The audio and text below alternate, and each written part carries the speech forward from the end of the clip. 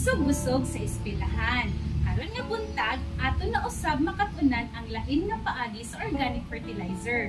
Ani siyang organic fertilizer, mao ang atong gitawag og OHN. Ang OHN, Oriental Herbal Nutrient.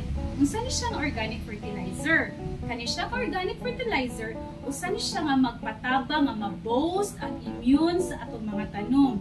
Kaya ang atong mga tanom, aduna na siya natural resistance sa pag-fight sa mga init, hangin, mga daotang elemento nga makamatay nila. So, atong buhaton karon, atong katunan, o kung saon nato na pagtabang ang atong mga tanom para ma-boost ang ilang immune. So, nakita ninyo mga kasubusog ang atong main ingredients. Luya, ahos, ug molasses. Makita ra gyud nato ni siya available ra jud kay ni siya sa ato ang market. Pero dili pwede nga maghimo ta sa ingredients nga wala na siya sukod. Nagi na siya sukod usab nga ato ang sundon. So ang ato ang luya 50 grams, ang ato ang ahos 50 grams, ug ang ato ang molasses 50 grams. So in total niya tanan is 100 grams.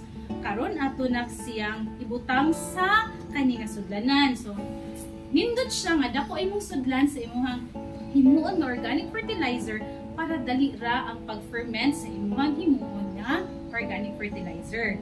So ibutang na kung una ang ahos kani nga sudlanan.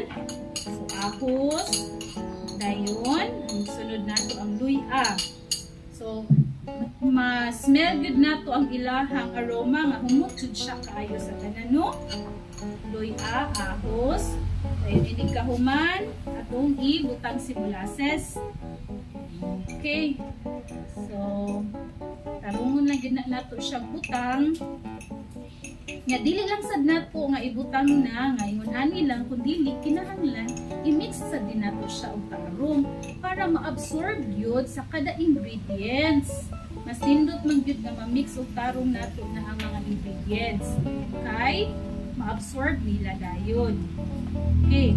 So naana nindot kayo iyahang aroma ma-smell gyud nato kung unsa kanindot ang iyang aroma sa ingredients nga atong gihimo sa OHN. Mix lang ta. Nya ikahuman, mix ikatag lang nato siya, ma-occupy niya ang space nga naa niini nga container. Okay, so dara na. Okay na siya.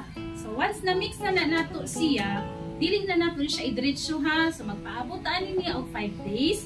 So after 5 days, karon pag mix aning luya, ahos ug molasses, mag-add sa tag 150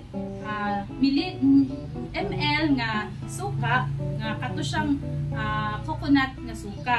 Dili siya kato bitaw suka nga kanang synthetic. Kay motoy mas makatabang pagyud nga magamit nato siya as organic fertilizer. Then another 5 days, pwede na dito siya magamit para pang spray, para magamit sa pag-boost pagyud sa tanom nato. That's all. Thank you.